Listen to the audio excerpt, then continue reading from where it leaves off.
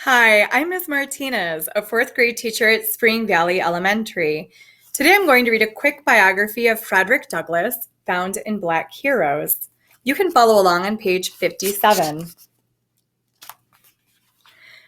Frederick Douglass was a renowned abolitionist, orator, politician, and activist. Frederick Douglass was born into slavery in Maryland around 1818. He was separated from his mother as an infant. For a short time, he was raised by his maternal grandparents, but by the time he was 6, he was separated from his family again. In 1826, Frederick was given to new owners who lived in Baltimore, Maryland. The slave owner's wife took a liking to him and decided to teach him the basics of reading. Unfortunately, her compassion did not last long.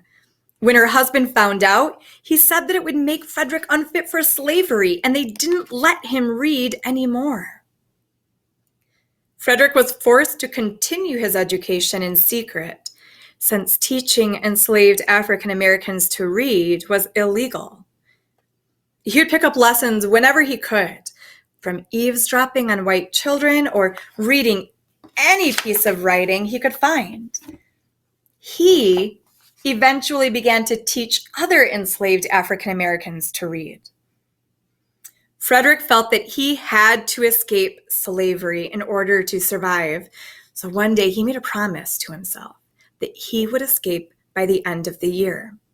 He made a plan with several other enslaved people, but someone reported them and they were prevented from escaping. However, in 1838, Frederick did successfully escape and head north. A few years later, he married and moved to Massachusetts. As a free man, Frederick began his life's work of opposing slavery. He was a masterful speaker, and he traveled throughout the United States, educating Northerners on the brutality of slavery. In 1845, he published his first autobiography, which was read around the world. For nearly 2 years, he traveled through England and Ireland. And when Frederick returned to the United States, he began to publish the North Star, an abolitionist newspaper. When the Civil War began, he successfully advocated for the enlistment of African Americans in the Union Army. He also began to call for the right to vote for African Americans and for women. After the war, Frederick continued to demand equal rights for everyone. He became the foremost Black leader in the United States. Here's a quote from Frederick Douglass. "I've often been utterly astonished, since I came to the North, to find persons who could speak of the singing among slaves as evidence of their contentment and happiness. It's impossible to conceive of a greater mistake." If you would like to listen to some of Frederick Douglass's masterful speeches, you can visit them at frederickdouglass.org.